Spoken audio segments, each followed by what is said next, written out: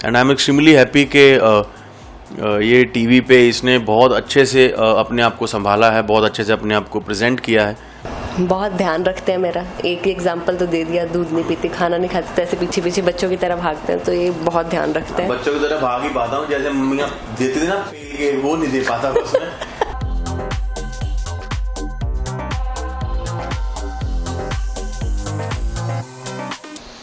Experience बहुत अच्छा है।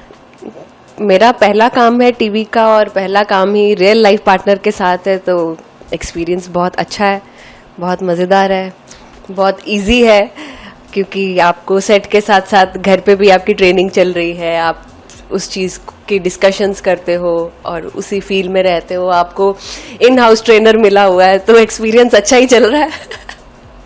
बहुत बहुत मज़ा आ रहा है। और जनरली जितने भी शोज़ किए हैं वो हमको उसमें पार्टनर मिल जाते हैं, यहाँ पर लाइफ पार्टनर के साथ ही काम करना है, तो एक वो जो आई थिंक यहाँ पर सारा काम ध्यान पे रहता है। नहीं तो अक्सर क्या होता है, हम लोगों ने देखा है कि कभी आपको अगर अपने पार्टनर से कोई दिक्कत है तो आप बोल देते हो कि यार ये पार्टनर के साथ जम नहीं रहा है, चेंज करा दो।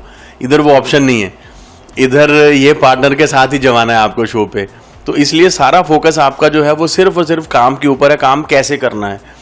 एंड दूसरी बात यह है कि एक दूसरे को आप बहुत अच्छे से जानते हो, तो वो ईज़ जो है वो स्टेज के ऊपर काफ़ी हेल्प करता है। और बीवी से ऑन स्टेज कभी कभी डांट खाने का भी अलग मज़ा है, उसकी बहुत अच्छी वो क्लिप बड़े वायरल होते हैं, उसकी रेटिंग बड़ी अच्छी आती है।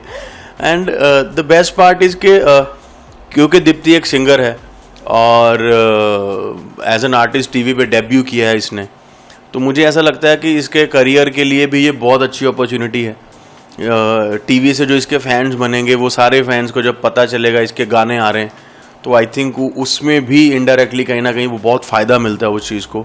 And I am extremely happy कि ये टीवी पे इसने बहुत अच्छे से अपने आप को संभाला है, बहुत अच्छे से अपने आप को प्रेजेंट किया है और मुझसे बेहतर कर रही है, और मुझे ये देखकर बहुत अच्छा लगता है।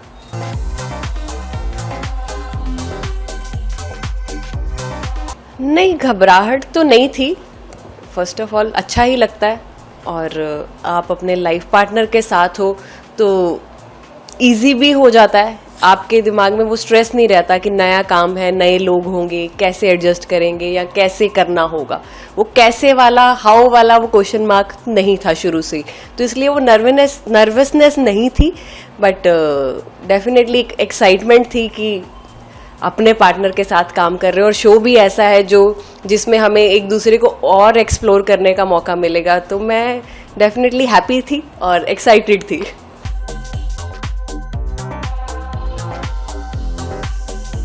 शो तो देखो। भाई साहब आप शो देखो, टांगे छोड़ो, पूंछ बाल सब खींचा हुआ है यहाँ पे, और वो karma is hitting back at you वाली फीलिंग आती है कि 12 साल से लोगों को रोस्ट कर रहे हैं, यहाँ पर अपनी बीवी से अपना रोस्ट करा रहे हैं। और कभी नहीं, ये हर एपिसोड में इसको मौका मिल जाता है मेरी टांग खींचने का, और ये बाकायदा टिका के, मतलब पूरी शिद्दत से, पूरे मतलब पूरी कायनात और ये मिलकर साजिश करते हैं मेरा रोस्ट करने की, और बहुत भयंकर भयंकर पंच मारे हुए हैं, भयंकर भयंकर। और जब आप देखेंगे शो, देखिए आपको पता चलेगा कि बहुत, मतलब मैं अपने मुंह से क्या बताऊं, मतलब मैं पंच बता भी नहीं पा रहा हूं, सोचिए आप।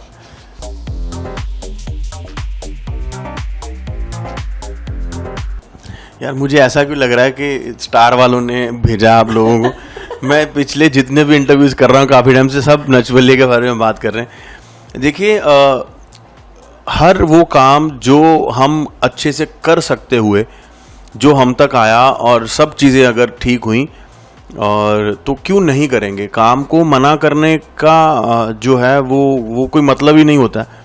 काम करने के लिए ही पैदा हुए हैं, काम करेंगे, और एक साथ काम करने का जितना मौका मिलेगा उतना ज़्यादा करेंगे, क्योंकि मैं हमेशा ही बिलीव करता हूँ कि जब आप एक हैप्पी स्पेस में होते हो, आपको उसको और एक्सप्लोर करना चाहिए और मज़े से उसको करना चाहिए, जितना ज़्यादा हो सके करना चाहिए।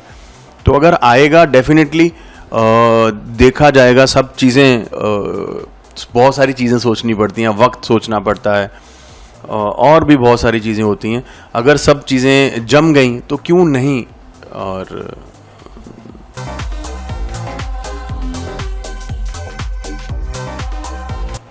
मैनेज करने वाली कोई ऐसा वैसी बात है नहीं, बिकॉज म्यूज़िक है तो म्यूज़िक आप कहीं से भी बैठ के ऑपरेट कर सकते हो, तो उसके लिए आपको कहीं बैठने या जाने की या कुछ ऐसा स्पेशल ट्रैवल प्लान करने की कुछ ऐसा ज़रूरत नहीं होती। तो म्यूज़िक तो जब अंदर है तो फिर कहीं से भी आप कर सकते हो। और मैनेज करने के लिए मैं हूं ना बेबी, तो तुझे क्यों स्ट्रेस है? तो और बड़े अच्छे से मैनेज करते हैं। हाँ, और सबसे इम्पोर्टेंट बात यह है कि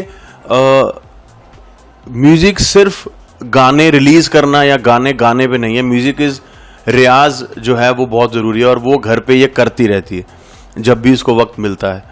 और वो लोगों तक पहुंचना वक्त सही आने पर सिंगल्स के ज़रिए या प्लेबैक या जिंगल्स कैसे भी करके, कॉन्सर्ट्स इवेंट्स के ज़रिए, वो एक अलग चीज़ है। बट उससे रोज़ आधा घंटा दिन में सुबह उठ के हारमोनियम पे रियाज मोहतरमा करती हैं, तो वो तो ये मैनेज कर रही हैं, काफ़ी सालों से कर रही हैं। एंड म्यूज़िक इसका पहला प्यार है, मैं दूसरा। और तो पहले प्यार को ऐसे कैसे, पहला प्यार थोड़ी मैनेज होता है, प्यार दूसरा मैनेज होता है। नहीं, मजाक कर रहा हूँ, बट या म्यूज़िक को लेके शी इज़ वेरी सीरियस। और करेंगे ना, मैनेज करेंगे। एक आर्टिस्ट के लिए मैनेजमेंट जो है वो बहुत इंपॉर्टेंट है, और वो सीखनी भी चाहिए, और हम भी वो चीज़ें सीख रहे हैं।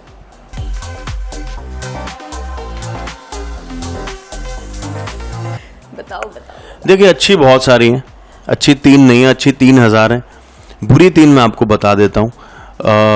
एक तो ये थोड़ा जब मैं इसको कुछ भी समझाता हूँ, इसको लगता है मैं ज्ञान पेल रहा हूँ, तो ये मुझे ऐसा लगता है कि अगर मैं बोलता हूँ तू खाना क्यों नहीं खाती। एक एग्जांपल देता हूँ। इसको दूध पीने के लिए मैं बोलता हूँ, और रोज़ इसको बोलता हूँ, और रोज़ रात को ये बोलती है कि कल। और दिन में 2 बार मेरे को लगता है इसको दूध पीना चाहिए। और मैं बोलता हूँ रात को दूध पिया, अब पीऊँगी ना सोने से पहले, मैं 2 बार पीना था, 1 बार तो पी रही हूँ ना। तो वो पूरे रिपीट करना पड़ता है बार बार कि अपना न्यूट्रिशंस पूरा रखा करो बॉडी का, भागा दौड़ी है ना। और वुमेन को वैसे भी कैल्शियम ज़्यादा चाहिए होता है, तो वो मैं इसको बोलता हूँ, वो नहीं सुनती। तो ये बहुत बुरी आदत है। दूसरी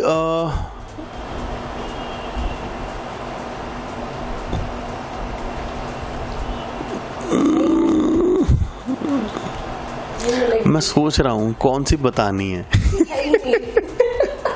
एक ये बहुत बुरी आदत है। एक और जो मुझे चीज़ कभी कभी परेशान करती है, मतलब परेशान नहीं करती, बट हाँ देखो, अच्छी बुरी चीज़ें सब में होती हैं, मेरे में बहुत सारी हैं।